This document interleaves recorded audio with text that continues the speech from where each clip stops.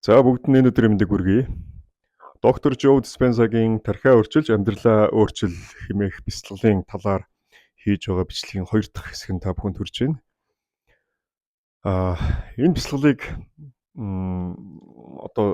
заавал гэгэрэлд хүрэхийг хүсэж байгаа бэлэг ухаанаа өндөр түвшинд хүргэж хөгжүүлэхийг хүсэж байгаа хүмүүс хийх ёстой биш. Харин бид бүхэн эгэл хүмүүс эгэл амьдралынхаа өдөр тутамд аж аргалтай байх, эрүүл сарвал элбэг хангалуун байхын тухайд хийдэг бяцлал гэж хэлж болно гэж түрүүчийн хэсэгтэр би хэлж байсныг та бүхэн санаж байгаа. Тэгэхээр аж аргалтай байхад үндсэн 3 нөхцөл байдал бүрэлдэжж бид аж аргалтай гэж өөрийгөө хэлж болох байгаа гэж товч ярьж ирснийг та бүхэн санаж байгаа бах тийм ээ. Юуны түрүүнд бидний бодол мэдрэмж, дараа нь бидний эрүүл мэндийн байдал, мөн 3 дахьт нь бидний материалын амьдрал буюу бусад бүх зүйлүүдийг ингээд ерөнхийдөө базаад энэ 3 зүйл дээрээ төвлөрч энэ бяцлаглалын талаар тайлбарлая гэж хэлж байсан. Тэгэхээр өнөөдөр бидний бодол мэдрэмжинд энэ хүү бяцлаглал маань хэрхэн нөлөөлөх боломжтой байдаг талаар задлж ярив. Тэгэхээр аж аргалтай байхын тулд энэ бяцлаглалыг хийнэ гэж яриад байна шүү дээ. Энэ нөгөө талаасаа харахаар бид амьдралынхаа идэвхтэй үеийн ихэнх хэсгийг аж аргалгүй гэдэг мэдрэмжтэйгээр туулж өнгөрөөдөг гэсэн санаа харагдж байгаа биз. Яг гэвэл нэг аж аргал гэдгийг мэдрэхийн тулд аж аргалтай байхын тулд ямар нэгэн бяцлал ч юм уу ямар нэгэн зүйл хийх гэдэг нь шүү дээ. Ямар нэгэн үйлдэл тийм ээ. Тэгэхээр яагаад бид амьдралынхаа ихэнх хэсэгт тийм сөрөг гунигтай ч юм уу ийм таагүй мэдрэмжтэй байдгийн шалтгаан юу байж болох вэ? Тэгэхээр үүнд байж болох ийм 2 хүчин зүйлийн талаар ярив. Юуны түрүүнд бидний тархины нэг хэсэг байдаг л да. Эртний тархи гэж нэрлэдэг. Зарим эмчнэр бас амьтны тархич гэж нэрлэж байгаа байдал харагддаг. Ийм тархины энэ нэг тийм хэсэгт юу байдаг? Биднийг амьд үлдэх, биднийг элдв аюулаас хамгаалах зориулалт бүхий ийм зүн бэлэг гэх юм уу тийм инстинкт байдаг байна. Нэгсэндээ компьютерээр бол нэг тийм програм угаасаа цаанаасаа суулгачихсан байдаг байна байглаас. Тэгэхээр энэ програм яаж ажилладаг вэ гэхээр альва үл таних зүйлийг харахлаарэ тийм зүйлтэй тулгархлаар бидэнд айж эмээх, болгоомжлох, сэрэмжлэх ийм мэдрэмжийг төрүүлдэг, ийм бодлыг төрүүлдэг ийм програм байдаг байна. Жишээ нь эртний хүмүүс агууд амьдарч байгаад агуугаасаа гараад ирсэн чинь агуун үүдэнд ойрхон ч юм уу нэг үл мэддэх өөрт нь огт харагдж байгаагүй тийм амтан байжээ. Тэгвэл энэ програм ажиллаад энэ инстинкт маань ажиллахлаарэ түүнээс айж имэж болгоомжилж тэг шууд яваад очихгүй байх нь байна. Тэгэхээр хэрвээ энэ програм байгаагүй, ийм инстинкт байхгүй байсан бол тэр хүмүүс нэг агуугаасаа гараад ирсэн нэг амтан байж гин. Тэрнээс ямар ч айх эмээх болгоомжлох тийм сэрэмжлэх сэтгэл төрөхгүйгээр тийм мэдрэмж төрөхгүйгээр шууд явчихчоод магадгүй нөгөө амтан махчин амтан байх юм бол бүгд бариад ичих магадaltaй тийм. Тэгэхээр энэ инстинкт маань биднийг аюулаас хамгаалах амьд үлдээх ийм зориулттай ийм програм байдаг байна. Харин энэ мэдээж одоо орчин цагт ялангуяа хот суурин газар байгаа хүмүүс тийм айхтар махчин араатанд идэгдэх боломж бараг байхгүй. Тэгэхээр энэ basic instinct энэ юу гэдгийг зөн сөв маань байгаа угаасаа байж л байгаа. Бид нэгэн хүмүүс юм чинь. Гэтэ яг орчин цагтайгаа дүүцээд уялдаад өөр байдлаар илрэх өөр зүйлд энэ маань ажиллах маягтай болсон байдаг гэж хэлж болох байгаа.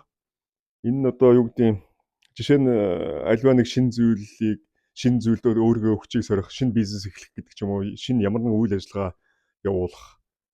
Энэ бизнесийн юун дээр илүү тод харагддаг. Тэгэхээр тэндээс дандаа болгоомжилдог. Ер нь яг манай улсад тийм бизнесийн таатай орчин маш хэцүү гэж ер нь бүгдээр л ярьцгаадаг. Угаасаа л тийм л байгаа.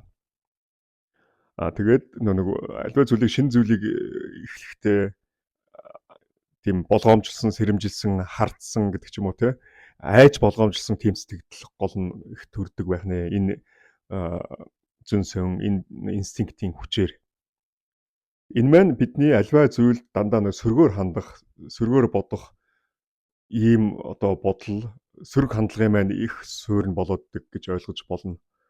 Мөн ийм одоо альва зүйлийн үр дүнг сөргөөр бодно гэдэг маань тухайн зүйлээс айх хэмээх ч юм уу те. Ер нь бидний олон хүнд энэ байдал ажиглагддаг. Олон хүн тийм элдв зүйлсээс тийм айх айцтай, тийм түгшүүртэй, ийм зовнилтой байдаг. Энэ бүгдийн суурь нь одоо саний хэлдэг бидний тархинд эртний тархинд суусан байдаг энэ програм биднийг хамгаалах энэ програмын нөлөө тодорхой хэмжээгээр тэнд байгаа гэж хэлж болно. Тэгэхээр энэ бясалгалын хувьд яадаг вэ гэхээр хэдийгээр энэ бидний тархинд байгаа энэ програм буюу энэ basic instinct нь хэдийгээр байглаасаа заяатсан гэ суугдсан байгаа зүйл ч гэсэн бид үүнийг ухамсартайгаар үүнээс гарч ирж байгаа элдв тийм одоо сөрөг бодол мэдрэмжүүдээ бид нэр давж гарах боломжийг энэ бясалгал олгодог юм байнамаа. За жишээ нь одоо айдас тийм түгшүүр зовнил гэдэг ч юм уу те. Энэ бол ер нь баг хүн болгонд байдаг асуудал. Яг хөө тэр нь зүгээр би тэрнээс айдаг, ийм юмнаас айдаг, тэрнээс тэр надад айгу тухгүй таагүй санагддаг гэдэг ч юм олон зүйл байж болох боловч яг уг суурь анхдагч язгуур нь саний миний хэлээд байгаа зүйл байх боломжтой. Тэгэхээр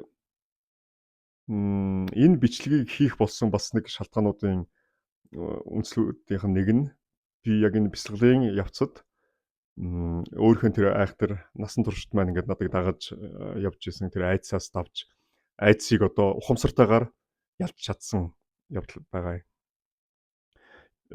Яг хүүхэд наснаас минь ахуулаад дунд сургуульд байхаас минь эхлээд тэгээ аливаа зүйлээс би их айдаг, имээдэг тийм жоохон аимхай гэх юм уу те тийм хүүхэд байсан.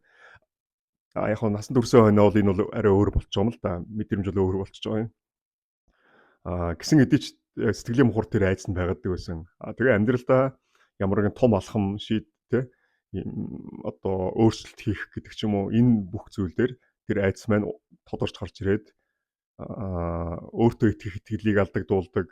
Дээрээс нь ямар нэгэн шинэ үйл ажиллагаа эхлэхээр болох юм бол ирээдүйн одоо алсынх нь үр дүн нь энэ ч бүтэхгүй дээ гэдэг ч юм уу тийм сөрөг байдлаар бодох хандлагыг үүсгэдэг гэж надад тэгж бодогдтiin. Тэгэхээр яг миний амьдралын чанар бүх зүйлд ийм сөрөг нөлөө өгжсэн тэр айдас тэр төгшөөр зовнил альваад тийм сөрөг байдлаар хандах хандлагыг үүсгэдэг энэ зүйлийг яг энэ бясалгалын аргаар давж болдог. Хэрхэн яаж давах гэдгийг яг сургалтын явцад хэлж зааж өгдөг. Сургалт явуулж хөтлж явуулж байгаа багш би бол түрүүн хэлсэн шүү дээ сувдаа 99 дөрж багшийн сургалтанд орж суралцсан гэдэг. Тэгэхээр яг сургалт тэр бясалгалыг хөтлж явуулж байгаа багш маань за одоо тэгэх ёстой ингэх ёстой гэдээ бүх техник дасгал зүйлүүдийг хийлгээд үүний үр дүнд бид нэр үнэхээр өөрсдийнхөө ухамсартайгаар түүнийгээ давж гарах боломж олддог. Энэ бясалгалын ачаар. Урд нь бол яг хуу миний хувьд олон янзын бясалгал хийж үтсэн, тусч байсан гэсэн хэдий ч яг энэ тархиа өөрчилж амьдралаа өөрчлөе гэдэг энэ бясалгал дээр их шиг юм энгийн мөртлөө үр дүнтэй бясалгалын аргыг би ер нь одоо хийж байгаагүй. Миний хувьд лавл ямар ч нэг юм байгаа юм.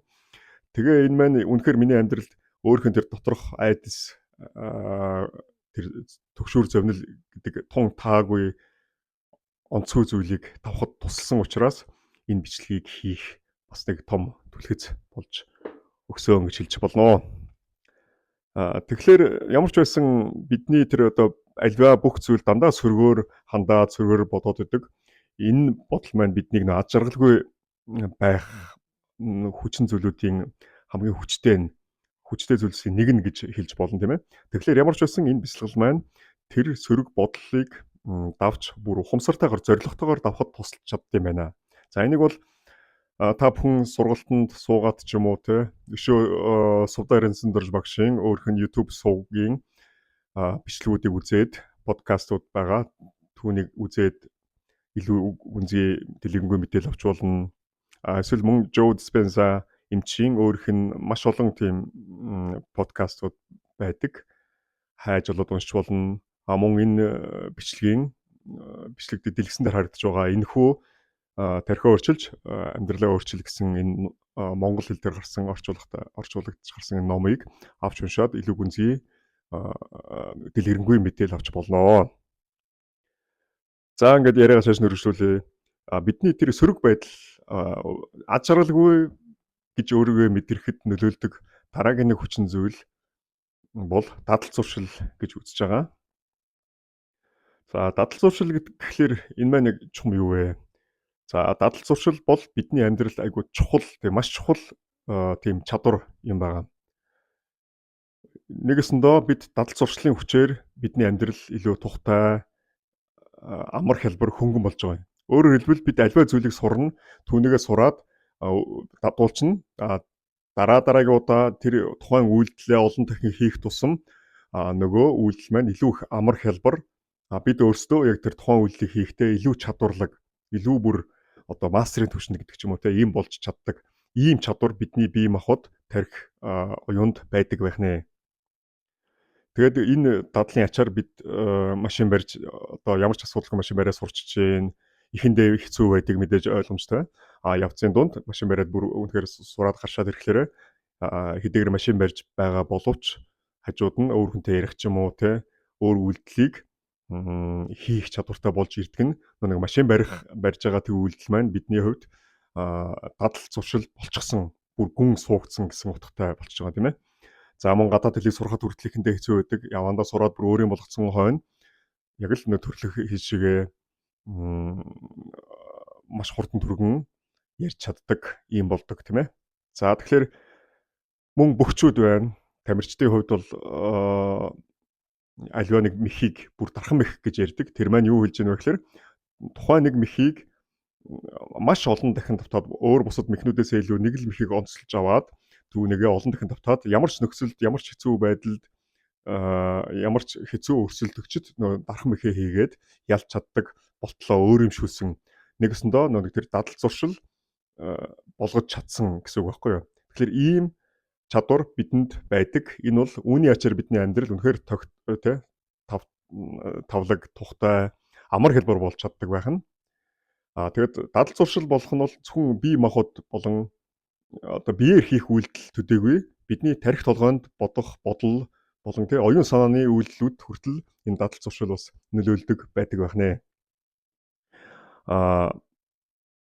Тэгэхээр энэ маань хэдийгээр ийм сайн талтай ч гэсэн мөн бидний амьдралын чанарыг жоохон унгаадаг, амьдрал маань сөргөөр нөлөөлдөг, биднүүсийн сэтгэл зүйд таагүй сөрөг нөлөө үзүүлдэг зүйлүүдийг хүртэл адилхан мөн л ялгаагүй дадал зуршил болгоод авчдаг байх нь. За үүнд юу бол багтах вэ гэхлээр жишээ нь бид нэг аливаа зүйлийг бас л нэг basic тэр одоо байглаасаа зайсан тэр зөн совингийн хүчээр аливаа сөрөг ханддаг гэж байна шүү дээ. Тэгээ нэг ямар нэгэн зүйлийн талаар сөрөг хандлагатай, сөрөг мэдрэмжтэй эсвэл аль хуучны сөрөг тийм таагүй мэдрэмжийг бид нэр дахин одоо тарих толгой маань дахин татаж бодогдуулаад байдаг байх нь. Өөрөөр хэлбэл нэг тийм сөрөг бодлыг нэг бодоод, хоёр бодоод ингээд амьдрал тохиолдсон тийм зүйлүүдэд дахин бодсоор байтал яг л нөгөөдөг чинь нэг машин барьж сурж байгаа гэдэгтэй адилхан тийм сөрөг бодол болон сөрөг мэдрэмжүүдийг дахин давтаж мэдрэх ийм дадал зуршил бас суучт юм байна. Яг энэ утгаараа бидний нөгөө нэг энэ дадал зуршил аливаа зүйлийг ингэж сурч авч шингээж өөрийн болгодог энэ чадвар маань бидний амьдралд бас сөргөөр нөлөөлөх боломж байдаг юм байна. За ийм үндсэн хоёр хүчин зүйлийн нөлөө доор бид амьдралдаа тийм сэтгэл хангалуун биш одоо ер нь тийм сөрөг хандлагатай дандаа аз жаргалгүй байх мэдрэмжийг төрүүлээд идэг энэ зүйлүүдийн маань үндсэн хоёр зүйл нь энэ хоёр байж таарах нь юуны түрүүнд бидний нэг аюулаас хамгаалах амьд үлдээх тэр инстинкт бол бидний альва зүйлд хардах сэрдэх сэрэмжлэх юм сэтгэл төрүүлээддэг. Үүний үндсэн дээр одоо орчин цагт альва зүйлд нэг сөрөг хандах, өөртөө итгэлгүй байх гэдэг ч юм уу те. Энэ бүхний үндэс суурь нь тэр болдог гэж үздэг байх нь. Дээрэс нь бидний дадал зуршил аливаа зүйлийг сурч эзэмших, өөртөө шингээх тэр чадвар мөн бидний сөрөг тэр сэтгэл хөдлөлүүд хүртэл яг тэр дадал зуршил маань адилхан ажиллаад аливаа зүйлийн талаар сөрөг бодоход тэр бодлыг маань дахин давтан бодогдуулаад гэсэн үг байна. Одоо жишээ нь одоо юу гэдэг нь бид нэр өдрийн цагаар ингээ ажил хийж байгаа л завгүй байгаа тархитлагаа маань ингээд завгүй нэг ажилдаа төлөрч байж байгаа л гэртээ хараал за нэг сайхан одоо амрыг те тухлаад сайхан оройн хоолоо идчихэд нөө дуртай телевизээ үздэг ч юм уу одоо хийх дуртай өөр зүйлээ хийгээд тэрэндээ анхаарал төвлөрөл эсвэл нэг зүгээр л сайхан тайван амраад хэвтий гэж бодвол сууж идэл нөө тархинд байна гинт зурс игээд яг нэг дадал зуршлын хүчээр гэсэн үг байхгүй тэр нь зурс игээд нэг айл дээр үед нэг хүнтэй маргалсан байдаг ч юм уу эсвэл нэг бараг сарын өмнө ч юм уу жилийн өмнө дарахтайгаа дарах чинь одоо таагүй хэлжсэн гэдэг ч юм уу ямар нэгэн тийм сөрөг болсон сөрөг мэдрэмж үлдээсэн тийм үйлдэлүүд юм дурсамжууд сэргээд гараад ирдэг. Энэ ингээд олон дахин давтагцаар сүулдэ ингээд хүссэн өсөөгөө байж идэл нөгөөт нь орж ирдэг гэдэг ч юм уу те. Энийг нэг одоо бидний тарих маань ингээд бодогдуулна гэдэг маань юм дадал зуршлын төвшөнд суудсан байгаагийн шинж гэсэн үг. Нэг ийм нэг үг байт юм да.